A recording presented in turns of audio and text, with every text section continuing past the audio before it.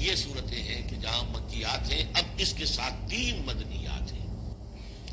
یہ 3 جو مدنیات ہیں ان میں سے 2 صورتیں تو بڑی ہم وزن ہیں اور ڈھورے کی شکل میں ہیں، لیکن ایک صورت جو ہے اگرچہ بہت جامع صورت ہے قرآن حکیم کی وہ، لیکن اس کو ہم کہہ سکتے ہیں مضمون کے اعتبار سے کہ وہ سورہ فتح کا ایک ضمیمہ ہے.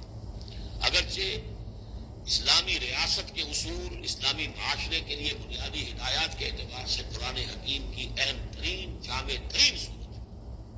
18 آیات میں اللہ تعالیٰ نے یوں سمجھیے کہ سورہ نساء، سورہ مائدہ میں جو اصول دیے ہیں اسلامی معاشرے کے اور اسلامی ریاست کے، ان کا لب لباب اور خلاصہ 18 آیات میں ہے سورہ حجرات کی.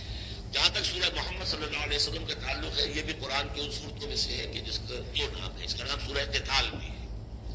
زمانہ نزول جو ہے یہ غزوہ بدر سے متصلا قبل نازل ہوئی ہے، یعنی سورہ بقرہ ہی کا ضمیمہ اس کو سمجھنا چاہیے. سورہ بقرہ ہے اکثر وہ آیات جو نازل ہوئی ہے ہجرت کے بعد سے لے کر اور غزوہ بدر تک. ایک تو ان کا بڑا مجموعہ ہے جو 40 رکوعوں پر مشتمل ہے، وہ تو سورہ بقرہ ہے. لیکن اس کو علیحدہ رکھا گیا ہے اگرچہ ہے اسی سلسلے کے اندر، اور اس کے علیحدہ رکھنے کا ابھی میں بیان کروں گا کہ سبب کیا ہے. تو گویا کہ اس کو ایک طرح سے سمجھیے کہ زمانہ نزول کے اعتبار سے یہ سورہ بقرہ کا ضمیمہ ہے، غزوہ بدر سے قبل نازل ہوئی. اور اس کا پس منظر کیا ہے کہ جب یہ حضور نے صلی اللہ علیہ وسلم اپنا اقدام کا عمل شروع کیا ہے، یعنی ایک تو 12 برس تک مکے میں تو حکم یہ تھا کہ ہاتھ بندے رکھو، ہاتھ رکے رکھو، نو ریٹیلیشن. ریونج کا کیا سوال، انتقام تو بہت دور کی بات ہے. No raising of hands even in self defence, اپنے بچانے کے لیے بھی ہاتھ نہیں اٹھانے. اگر خباب بن الارت سے کہا گیا کہ اتارے کپڑوں اتار دو، لیٹ جاؤ میاروں کے اوپر لیٹ جاؤ. حضرت یاسر کو اور حضرت سمیہ کو اور حضرت عمار کو جو کچھ بھی ایذائیں دے رہا تھا ابو جہل، کسی مسلمان کو اجازت نہیں تھی کہ جا کر اس کا ہاتھ پکڑے. نہیں، یہ مرحلہ تھا پیسو ریزسٹنس کا، جو تکلیف آئے جھیلو، جوابی کارروائی کوئی نہیں. لیکن اب جیسا کہ ہم سورہ حج میں پڑھ چکے، اذن للذین یقاتلون بانہم ظلموا، اب اقتتال کا دور شروع ہو گیا. لیکن یہ کہ جو منافقین تھے یا جن کے دلوں میں روگ تھا، جو اب اس جان جوکھوں میں ڈالنے کے لیے تیار نہیں تھے، وہ کچھ کہہ رہے تھے کہ آخر لڑائی بڑائی کا کیا فائدہ ہے، یہ تو کوئی صلح سے کام کرنا چاہیے. یا کوئی یہ بھی کہتا ہوگا کہ گڑ دے کر مارا جا سکتا ہو تو زہر کھائے تو دینا ہے. ہم اپنی دعوت و تبلیغ کے کام کو جاری رکھیں. اور یہ کہ محمد نے معاذ اللہ، میں ان کی بات کر رہا ہوں، یہ محمد نے خود جو ہے مہم جوئی شروع کر دی ہے کہ انہوں نے جو ہے ان کو چھیڑ چھاڑ شروع کر دی، ان کے قافلوں کو کا تعاقب شروع کر دیا، ان کی جو ہے وہ لائف لائن کے اوپر ہاتھ ڈال دیا. یہ جو حقیقت اقدام تو کر رہے ہیں یہ خود، اور اس سے گویا کہ لڑائی بھڑائی کا سلسلہ شروع ہو جائے گا. ان کے دلوں میں جو تھا روگ نفاق کا، کہ وہ چاہتے نہیں تھے کہ ہمارے ایمان کا یہ امتحان ہو جائے کہ ہم سے کہا جائے کہ نکلو اللہ کی راہ میں جان ہتھیلی پر رکھ کر. لیکن وہ جو اس کی آڑ لے رہے تھے وہ کہہ رہے تھے کہ یہ لڑائی بڑھائی اور یہ جو ہے فساد، بلکہ صلح جوئی کے ساتھ معاملہ کرو. اور نوٹ کر لیجیے سورہ بقرہ کے دوسرے رکوع میں آیا تھا، وَإِذَا قِيلَ لَهُمْ لَا تُفْسِدُوا فِي الْأَرْضِ قَالُوا إِنَّمَا نَحْنُ مُصْلِحُونَ أَلَا إِنَّهُمْ هُمُ الْمُفْسِدُونَ وَلَٰكِن لَا يَشْعُرُونَ. تو گویا کہ اس جو بھی ہو رہی تھی اس وقت ان کی جو ذہن کی کیفیت تھی، اس میں اللہ تعالیٰ کی طرف سے یہ سورہ مبارکہ نازل ہوئی ہے. اور یہ اسلوب کے اعتبار سے پورے قرآن میں منفرد ہے. بالکل ابرپٹلی شروع ہو رہی ہے، کوئی تمہید نہیں، کوئی حروف مقطعات نہیں، کوئی اللہ کی حمد، کوئی اور شے کچھ نہیں. قرآن مجید کی حکمت کچھ نہیں، بلکہ الذین، اس سے جملہ شروع ہو رہا ہے جو عام طور پر جملے کے شروع کے لیے عام اسلوب نہیں ہے. پھر یہ کہ وہ جو اسلوب ہوتا ہے آیات کے آخر میں اللہ تعالیٰ کے اسماء اور اللہ کی صفات کا، انہ عزیز الحکیم، وہ تو بڑا غفور ہے، رحیم ہے، اس طرح کی کوئی شے آپ کو یہاں نہیں ملے گی. اسلوب بالکل مختلف ہے. ہر آیت ابرپٹ شروع ہو رہی ہے، سورت بھی ابرپٹلی شروع ہوئی ہے اور ابرپٹلی ختم ہو جائے گی. اسی طریقے سے ہر آیت جو ہے شروع ہوتی ہے اور ابرپٹلی ختم ہو جاتی ہے، بغیر کسی اختتامی اللہ کے اسماء اور صفات کے حوالے کی. باقی اس میں اور سورہ جو اگلی صورت ہے سورہ فتح، اس میں کیا ترتیب ہے وہ یہ ہے کہ حضور کی انقلابی جد و جہد کا جو آخری مرحلہ تھا، یعنی قتال، آرم کانفلکٹ، اس سے متصلاً قبل یہ سورہ محمد نازل ہو رہی ہے. اور اس کا جو اختتام ہو رہا تھا اور اللہ تعالیٰ کی طرف سے جو فتح آئی ہے اس کی تمہید ہے سورہ حدیبیہ، انا فتحنا لک فتحا مبینا. تو گویا کہ یہ دونوں اینڈ ہے اس کے. جو آخری مرحلہ تھا انقلاب محمدی صلی اللہ علیہ وسلم کی جد و جہد کا، اس میں جو عام کانفلکٹ شروع ہو رہا ہے غزوہ بدر سے، اس سے قبل یہ صورت نازل ہوئی. اور جب آخری فتح ہونے والی ہے اور وہ فتح مکہ کی ہوگی، لیکن اس سے قبل جو اللہ نے تمہیدی فتح دی ہے وہ فتح ہے انا فتحنا لک فتحا مبینا، وہ صلح حدیبیہ جس کا ذکر جو ہے وہ سورہ فتح کے اندر ہے۔ یہ ربط ہے۔ بسم اللہ الرحمن الرحیم۔ الذین کفروا وصدوا عن سبیل اللہ اضل اعمالهم، جن لوگوں نے کفر کیا اللہ کے راستے سے روکا اور خود بھی رکے، صدہ یا سدو میں عرض کر چکا ہوں بار بار، رکنا بھی روکنا بھی، یہ فعل لازم بھی ہے، فعل متعدی بھی ہے۔ جنہوں نے کفر کیا خود بھی رکے اور دوسرے کو بھی روکا اللہ کے راستے سے، اللہ نے ان کی ساری جد و جہد کو ضائع کر دیا۔ اضل اعمالهم، ان کی ساری کوشش جو تھی اللہ کے دین کے راستے کو روکنے کی، حضور کی دعوت کو کے راستے کو روکنے کی، سب جا چکی، ضائع ہو چکی، حقارت ہو چکی۔ اور اب یہ قافلہ جو ہے آمد محمدی کا صلی اللہ علیہ وسلم اور انقلاب نبوی کا، یہ اپنے منزل کی طرف بڑھے گا، وہ آخری درجے میں اب شامل ہونے والا ہے۔ والذین آمنوا وعملوا الصالحات وآمنوا بما نزل علی محمد وهو الحق من ربهم کفر عنهم سیئاتهم واصلح بالهم، اور اس کے بعد جو لوگ ایمان لائے، جنہوں نے نیک عمل کیے اور جو ایمان لائے اس شے پر جو نازل کی گئی ہے محمد پر صلی اللہ علیہ وسلم، وهو الحق، اور وہ حق ہے من ربهم، ان کے رب کی طرف سے، کفر عنہم سیئاتہم، اللہ نے دور کر دیے، معاف کر دیے ان سے ان کی خطائیں، ان کی غلطیاں، واصلح بالہم، اور ان کے حال کو، ان کی کیفیت کو سنوار دیا، بنا دیا، ان کی سیرتیں، ان کے کردار۔ اب دیکھ لو یہ جو صحابہ کی جماعت جو ہے، ان کی سیرتیں دیکھو، ان کی شخصیتیں دیکھو، اللہ تعالیٰ نے ان کو نکھار کر ان بھٹیوں میں سے گزار کر کے جو مکے میں تھی، جن میں سے کہ آزمائشوں کی بھٹیوں میں سے نکل کر آئے ہیں تو کندن ہو چکے ہیں، خالص زر خالص۔ ذالک بان الذین کفروا اتبعوا الباطل، یہ اس لیے کہ جن لوگوں نے کفر کیا انہوں نے باطل کی پیروی کی، لہذا وہ تو نتیجہ اس کا وہی نکلنا تھا جو نکل رہا ہے۔ وان الذین آمنوا اتبعوا الحق من ربهم، جو لوگ ایمان لائے انہوں نے پیروی کی حق کی جو ان کے رب کی طرف سے آیا ہے۔ کذالک یضرب اللہ للناس امثالهم، اسی طرح اللہ تعالیٰ لوگوں کے لیے ان کی مثالیں بیان کرتا ہے۔ فَإِذَا لَقِيتُمُ الَّذِينَ كَفَرُوا فَضَرْبُ الرِّقَابِ، اب یہ ہے آیت جو مشکلات القرآن میں سے ہے۔ اس کی وجہ کیا ہے کہ اس میں بھی ایک تقدیم و تاخیر ہے۔ تقدیم و تاخیر کا اصول میں بتا چکا ہوں، قرآن مجید میں ہوتا ہے اس کے آہنگ کی وجہ سے، اور غور کرنا پڑتا ہے کہ اس کی اصل ترتیب کیا ہے، اور اس سے پھر بات واضح ہوتی ہے۔ تو یہ قانون دیا جا رہا ہے، اسی کا حوالہ تھا سورہ انفال میں کہ اگر یہ پہلے سے بات نہ آ گئی ہوتی تو اے مسلمانوں، تم نے جو یہ قیدیوں کو فدیہ لے کر چھوڑنے کا فیصلہ کیا ہے، اس پر تم کو بڑی سخت گرفت ہوتی ہے اللہ کی، لیکن چونکہ یہ آیت آ چکی تھی اب اس کی وضاحت نہ کروں گا آپ کو۔ فَإِذَا لَقِيتُمُ الَّذِينَ كَفَرُوا، تو اے مسلمانوں جب اب تمہاری مٹ بھیڑ ہو کافروں سے، اب جو ہے آرم کانفلکٹ شروع ہونا ہے، اب تلوار سے ٹکرائے گی، میدان میں تمہیں آنا پڑے گا۔ اس کا قاعدہ کیا ہے؟ فَضَرْبَ الرِّقَابِ، تو ان کی گردنوں کو مارنا ہے، پہلا کام یہ ہے، ان کی گردنیں مارو، انہیں قتل کرو۔ حَتَّى إِذَا أَثْخَنْتُمُوهُمْ، یہاں تک کہ جب تم ان کو اچھی طریقے سے کچل دو، ان کی طاقت ختم ہو جائے، فَشُدُّوا الْوَثَاقَ، پھر تم ان کو قیدی بنا سکتے ہو، پھر باندھو ان کو مضبوطی کے ساتھ۔ فَإِمَّا مَنًّا بَعْدُ وَإِمَّا فِدْيَةً حَتَّى تَضَعَ الْحَرْبُ أَوْزَارَهَا، اور پھر چاہے تو انہیں اس کے بعد جو ہے تم چھوڑ سکتے ہو احسان رکھ کر، بغیر فدیہ لیے، اور وَإِمَّا فِدْيَةً، یا فدیہ لے کر، حَتَّى تَضَعَ الْحَرْبُ أَوْزَارَهَا، یہاں تک کہ جنگ جو ہے وہ اپنے ہتھیار رکھ دے، ڈال دے۔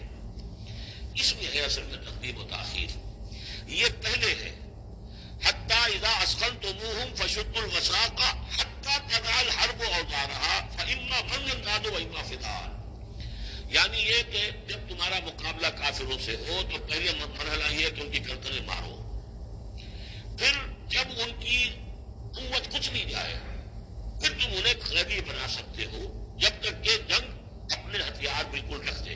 اب اس کو سمجھ لیجیے کہ ایک ہوتی ہے بیٹلز، ایک ہوتی ہے وار۔ بدر جنگ تھی لیکن بیٹل کی نوعیت کی تھی، وار تو 6 سال تک چلنی ہے۔ Battle of Badr, battle of Uhud, battle of Ahzab, battle of مسترق، بیٹل معلوم کتنی بیٹلز ہیں۔ یہ 6 سال تک مسلسل جنگ ہے، جس میں کہ تھوڑا سا وقفہ آیا صلح حدیبیہ کی وجہ سے، اور تو جا رہا وار واز کنٹینیوئنگ، وار ابھی ختم نہیں ہوئی ہے، ایک بیٹل ختم ہوئی ہے، ایک مہم ختم ہوئی ہے، ایک لڑائی ختم ہوئی ہے، جنگ تو جاری ہے۔ حتیٰ تضع الحرب اوزارها، جبکہ وہ جنگ اپنے ہتھیار رکھ دے، یعنی اس درجے وہ دین کا غلبہ ہو جائے کہ اب کوئی ریزسٹنس نہ رہے، تو پھر یہ ہے کہ چاہے تم ان کو چھوڑ دو فدیہ دے کر، اور چاہے تم ان کو ویسے بھی احسان سے بھی چھوڑ دو تو کوئی حرج نہیں، احسان کرو بغیر فدیہ دیے بھی چھوڑ دو تو کوئی حرج نہیں، لیکن جب تک کہ ابھی مقابلہ چل رہا ہے اس وقت تک فدیہ لے کر چھوڑ دینے کے معنی کیا ہوئے کہ آپ نے کفر کو تقویت پہنچائی. جو آج جنگ کر کے یہاں کرنے کے لیے آئے تھے ان میں سے 70 مارے گئے. اچھا وہ تو کفر کا ایک بازو تو ٹوٹ گیا, لیکن یہ 70 جو تمہاری قید میں آئے تھے اس کو تم نے فدیہ لے کر چھوڑ دیا تو یہ بازو دوبارہ جا کر تم پر حملے کے لیے تیار ہو جائے گا کہ نہیں. لیکن چونکہ یہاں پہ اب اس کا معاملہ ججمنٹ کا, واقعتاً دشمن کی قبر کچلی گئی ہے یا نہیں, یہ ہے ججمنٹ کا معاملہ. تو حضور نے اگر یہ سمجھا کہ قبر کچلی گئی ہے تو اس کے اوپر پکڑ نہیں ہو سکتی. اجتہاد جو ہے, اجتہاد کا اصول یہ ہے کہ اجتہاد میں مختی بھی ہو تو اسے اجر ملتا ہے اور مصیب ہو تو دوہرا اجر ہے. کیونکہ حضور کے اجتہاد پر یہ تھا کہ آپ کو اگر چھوڑ دیا گیا تو اما منن بعد و اما فدان, جب یہ آلٹرنیٹو اس کے اندر موجود ہے اس آیت کے اندر کہ اس کے بعد تو چاہو تو تم بغیر کوئی فدیہ لیے ہوئے احسان دھر کر چھوڑ دو اور چاہے فدیہ لے کر چھوڑ دو, تو حضور نے اس کو استعمال کیا ہے. اگرچہ اللہ تعالیٰ کے نزدیک ابھی وہ کچھ بھی نہیں گئی تھی کفر کی طاقت, لہذا یہ قبل از وقت ہے جو اجتہاد ہو گیا ہے. اسی لیے کہا کہ اگر یہ آیت نازل نہ ہو چکی ہوتی پہلے تو جو کچھ تم نے کیا ہے اللہ تعالیٰ اس پر تمہاری پکڑ سخت کرتا. میرا خیال ہے میں وہ آیت بھی آپ کو سنائی دوں, اس لیے بھی بہت مشکل مقامات میں سے ہے, بڑی مشکل سے لوگوں کی سمجھ میں آتی ہے. دیکھیے یہ آیت نمبر 67 سے سنا رہا ہوں. ما کان لنبی ان یکون له اسرى حتى يسخن في الارض, وہی لفظ جو یہاں آیا ہے حتى اذا اسخنتموهم حتى يسخن في الارض. کسی نبی کے لیے یہ روا نہیں ہے کہ وہ کوئی قیدی بنا لے جب تک کہ زمین میں پوری طریقے سے فوریزی نہ ہو جائے اور کفر کو کچل نہ دیا جائے. تريدون عرض الدنیا, تم دنیا کے ساز و سامان چاہتے ہو, یہ فدیہ دیں گے رقم آئے گی. واللہ یرید الآخرہ, اللہ کے نگاہوں کے سامنے آخرت ہے. اللہ عزیز الحکیم, اللہ عزیز اور حکیم ہے. لولا کتاب من اللہ سبقا, اگر یہ اللہ کی طرف سے وہ کتاب پہلے آنا چکی ہوتی, حکم, اب یہ کتاب کے معنی پھر وہی حکم ہے یہاں پر, اللہ کی طرف سے پہلے یہ آیت جو ہے جو اس حکم پر مبنی ہے وہ نازل نہ ہو چکی ہوتی, لمسکم فیما اخذتم عذاب عظیم, تو جو کچھ تم نے لیا ہے اس پر تمہارے اوپر بڑی سخت گرفت ہوتی ہے اللہ کی طرف سے. لیکن چونکہ وہ تھی فَكُلُوا مِمَّا غَنِمْتُمْ حَلَالًا طَيِّبًا, تو جو بھی اب تمہیں غنیمت ملی ہے اسے کھاؤ حلال, اس کو حلال اور طیب سمجھتے. یہ ہے اس آیت کا مطلب. جب تمہارا مقابلہ ہو دشمنوں سے تو گردنیں مارنا ہے پہلا کام. پھر جب پوری طرح کچل لو, طاقت کچھ نہیں گئی کفر کی, تو پھر قیدی بھی بناؤ. فَشُدُّ الْوَثَاقَ حَتَّى تَضَعَ الْحَرْبُ أَوْزَارَهَا, جب جنگ بالکل ختم ہو جائے اور گویا کہ وہ ہتھیار ڈال دیے, جنگ نے جنگ ڈال دیے, اب کوئی طاقت نہیں رہی کفر میں, پھر تم چاہو تو ان کو فدیہ لے کر چھوڑ دو, چاہو تو بغیر فدیہ کے بھی چھوڑ دو, کوئی بات نہیں, اب کوئی خطرہ نہیں. اس لیے کہ انقلاب آ چکا اور مستحکم ہو چکا, اب ان کے لیے کچھ نہیں ہوگا. حتیٰ تضع الحرب اوزارها ذلك ولو یشاء اللہ لانتصر منهم, اللہ چاہتا تو خود ہی ان سے بدلہ لے لیتا, ان کفار سے انتقام لے لیتا. ولکن لیبلو بعضکم ببعض, اللہ تعالیٰ چاہتا تو اس 1000 کے لشکر کو آنے واحد میں ختم کر دیتا, لیکن اللہ نے تمہیں موقع دیا, تمہاری آزمائش کی, تمہارے صبر کا امتحان لیا. لیکن اللہ تعالیٰ امتحان لیتا, جانچتا ہے بعض کو بعض کے ذریعے سے, کوئی 1000 کے لشکر کے ذریعے سے ان 313 کے استقامت کی, ایمان اور استقامت جو ہے اس کی آزمائش ہو گئی. والذین قتلوا فی سبیل اللہ فلن یضل اعمالهم, اور جو لوگ اللہ کی راہ میں قتل ہو گئے تو اللہ تعالیٰ ان کے اعمال کو ضائع کرنے والا نہیں ہے, ان کے سارے اعمال کا بھرپور اجر انہیں مل جائے گا. سیہدیہم ویصلح بالہم, اللہ تعالیٰ ان کو راہ دے گا, پہنچا دے گا, جنت تک پہنچا دے گا, اور ان کے جو معاملہ ہوگا وہاں پہ ان کے احوال بہت اعلیٰ ہوں گے, بہت عمدہ ہوں گے. وَيُدْخِلُهُمُ الْجَنَّةَ عَرَّفَهَا لَهُمْ, اور داخل کرے گا انہیں اس باغات میں جو پہلے ہی انہیں پہچنوا دی ہے, بتا دیا ہے کہ اس جنت میں کیا کچھ ہوگا, وہ تو ہم بتا چکے ہیں قرآن کے اندر, اس جنت میں داخل کرے گا. یا ایھا الذین آمنوا ان تنصروا اللہ ینصرکم ویثبت اقدامکم, اہل ایمان اگر تم اللہ کی مدد کرو گے تو اللہ تمہاری مدد کرے گا اور تمہارے قدموں کو جما دے گا. یہ بہت اہم قانون ہے اللہ کا. تم اللہ کی مدد کرو گے تو اللہ مدد کرے گا. تم اللہ کے دشمنوں سے پینے بڑھاؤ, دوستیاں کرو, ان کی وفاداریوں کے دم بھرو, انہیں اپنا سرپرست سمجھو, انہیں اپنا حمایتی اور مددگار سمجھو, اور ساتھ ہی دعا کرو تو دعائے قنوت نازلہ چاہے سال بھر کرتے رہو گے, اللہ نہیں سنتا تمہاری دعا. ڈھاکہ گیا, مشرقی پاکستان گیا, بدترین شکست آ گئی, اور قنوت نازلہ مکے میں بھی اور مدینے میں بھی پڑھے جا رہے تھے, اور پورے پاکستان میں پڑھے جا رہے تھے, اللہ نے نہیں سنی. تمہاری دوستیاں کس سے؟ اللہ سے تو ہے نہیں. اللہ کے خلاف اعلان جنگ ہے, تمہاری ساری معیشت سود پر چل رہی ہے. تم نے اللہ کے باغیوں کو دوست بنایا ہوا, انہیں اپنا سرپرست سمجھتے ہو, انہی کی مدد پر تمہارا جو ہے سارا سہارا بھروسہ ہے. آ رہا تھا کوئی جہاز چل کر امریکہ کا، وہ تو نہیں آیا. تو اللہ کیوں سنے گا تمہاری بات؟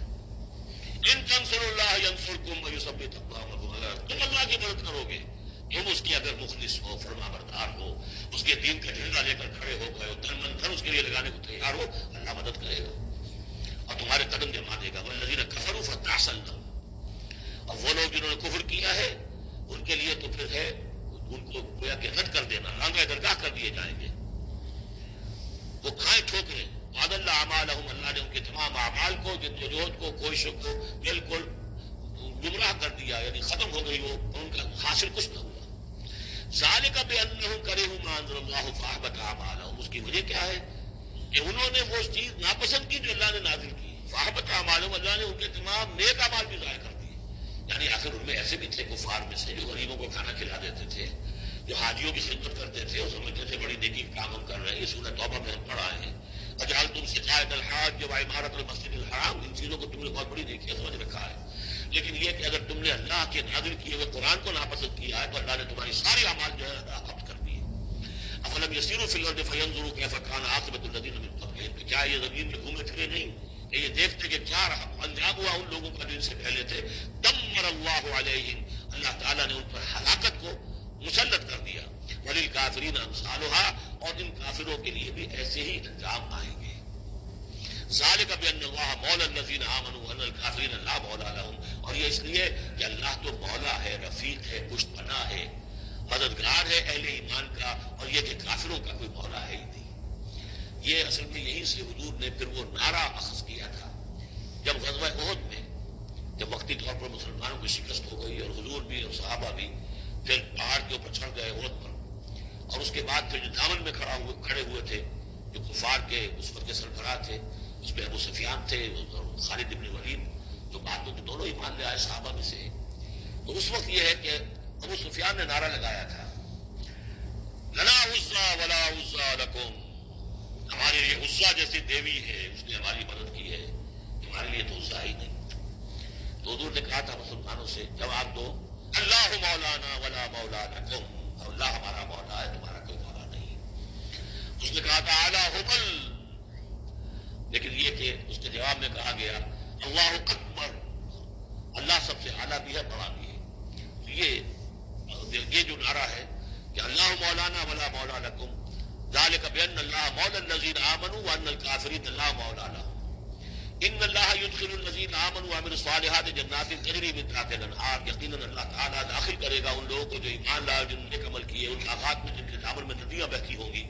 والذین کفروا یتمتعون ویاکلون کما تاکل الانعام.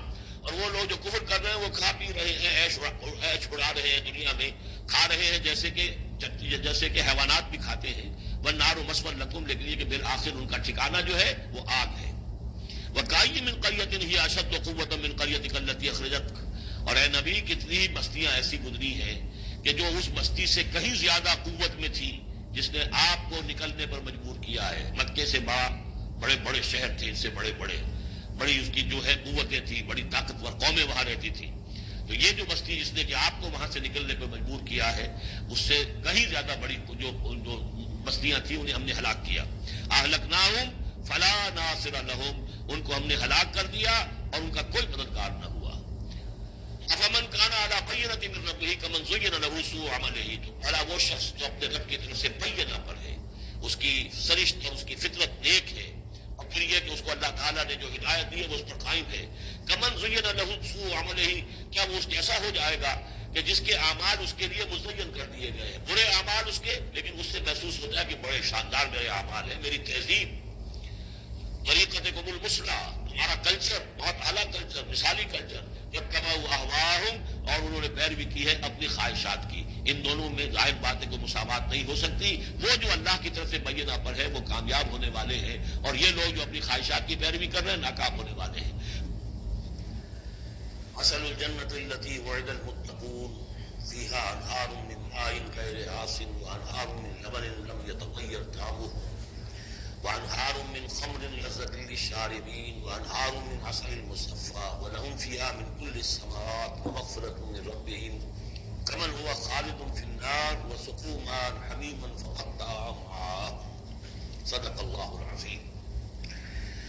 مثال اس جنت کی جس کا وعدہ کیا گیا ہے متقیوں سے، اس میں نہریں ہیں پانی کی جن میں کوئی بو نہیں، اور نہریں ہیں دودھ کی جس کا ذائقہ تبدیل نہیں ہوتا، وانہار من خمر، اور ایسی شراب کی نہریں جو لذت والی ہے پینے والوں کے لیے، وانہار من عسل مصفی، اور نہریں ہیں ایسے شہد کی جس کو صاف کیا جا چکا ہو، جھاگ اتارا جا چکا ہو، وَلَهُمْ فِيهَا مِنْ كُلِّ الثَّمَرَاتِ، اور پھر مزید برآں ان کے لیے ہوں گے وہاں تمام میوے، تمام پھل، وَمَغْفِرَةٌ مِّن رَبِّكُمْ، اور مغفرت ہوگی ان کے رب کی طرف سے، بھلا یہ لوگ کمن ہوا خالد فی النار، بھلا وہ لوگ کہ جو ان جنتوں میں ہوں گے ان کے برابر ہو سکتے ہیں وہ کہ جو ہے آگ میں، جو رہیں گے ہمیشہ آگ میں، وَسُقُوا مَاءً حَمِيمًا، اور انہیں پینے کو دیا جائے گا کھولتا ہوا پانی، فَقَطَّعَ أَمْعَاءَهُمْ، جو ان کی انتڑیوں کو کاٹ کر رکھ دے گا، وَمِنْهُمْ مَنْ يَسْتَمِعُ إِلَيْكَ۔ اب یہاں سے جو اصل مضمون سورہ مبارکہ کا ہے جو میں پہلے عرض کر چکا ہوں کہ قتال سے جو طبیعت اب گھبرا رہی تھی کچھ لوگوں کی، خاص طور پر جن کے دلوں میں روک تھا، منافقت تھی، ان کی کیفیت ہے جو سورہ مبارکہ میں بڑی تفصیل سے آئی ہے۔ وَمِنْهُمْ مَنْ يَسْتَمِعُ إِلَيْكَ، ان میں سے کچھ لوگ ایسے بھی ہیں جو اے نبی آپ کی بات بڑی توجہ سے سنتے ہیں، حَتَّىٰ إِذَا خَرَجُوا مِنْ عِنْدِكَ، یہاں تک کہ جب وہ آپ کے پاس سے نکل کر باہر جاتے ہیں، قَالُوا لِلَّذِينَ أُوتُوا الْعِلْمَ مَاذَا قَالَ آنِفًا، تو وہ کہتے ہیں ان کو کہ جنہیں علم دیا گیا، کیا کہا انہوں نے، یہ نئی بات آج کیا کہہ دی انہوں نے۔ یہ اوتوا العلم سے مراد اہل ایمان بھی ہو سکتی ہے کہ وہ لوگ اہل ایمان میں سے جو لوگ ان میں زیادہ سمجھدار تھے، جن کو سمجھتے ہیں کہ زیادہ ان کو اللہ نے فہم عطا فرمایا، ان سے پوچھتے ہیں یہ بات بھی سمجھ میں نہیں آئی جو آج کہی ہے محمد نے صلی اللہ علیہ وسلم، یا پھر یہ اہل کتاب سے جا کر پوچھتے ہیں جو علم والے جن کو علم پہلے دیا گیا تھا، ماذا قال آنفا، یہ کیا کہہ دیا، یعنی جنگ کے بارے میں یہ جو بھی کوئی تجویز ہو رہی ہے، اقدام کا مرحلہ ہے، نکلنا ہے، قریش کے قافلوں کا پیچھا کرنا ہے، ماذا قال آنفا اولئک الذین طبع اللہ علی قلوبہم، یہ وہ لوگ ہیں کہ جن کے دلوں پر اللہ تعالیٰ نے مہر کر دی ہے، واتبعوا اہواءہم، اور یہ اپنی خواہشات کی پیروی کر رہے ہیں، یعنی یہ ہچکچاہٹ جن کے اندر پیدا ہو گئی ہے، در حقیقت یہ نشانی ہے اس بات کی کہ ان کے دلوں میں منافقت پیدا ہو چکی ہے۔ والذین اہتدوا زادہم ھدی، اور جو ہدایت پر ہے اللہ تعالیٰ نے ان کی ہدایت میں اضافہ کیا ہے، اس نئے مرحلے کے آنے سے ان کے جوش ایمان میں اور ذوق شہادت میں اضافہ ہو گیا ہے۔ وآتاہم تقواہم، اللہ تعالیٰ نے انہیں ان کے تقویٰ میں اور اضافہ فرمایا ہے۔ فہل ینظرون الا الساعۃ ان تأتیہم بغتۃ، تو کس چیز کے منتظر ہے سوائے قیامت کے کہ وہ آ دھمکے ان پر اچانک، فقد جاء اشراطھا، اس کی علامتیں تو آ چکی ہیں، یعنی قیامت کی سب سے بڑی علامت جو ہے وہ در حقیقت حضور صلی اللہ علیہ وسلم کی بعثت ہے، کیونکہ آپ آخری رسول ہیں، اور آپ نے فرمایا بھی ہے کہ بعثت انا والساعۃ کہاتین، دونوں انگلیوں کو آپ نے جوڑا، میں اور قیامت اس طریقے سے جڑے ہوئے، اب میرے بعد کوئی اور نبی نہیں، انا آخر المرسلین وانتم آخر الامم، میں آخری رسول ہوں تم آخری امت ہو، تو اب آپ کے بعد تو قیامت ہی آنی ہے۔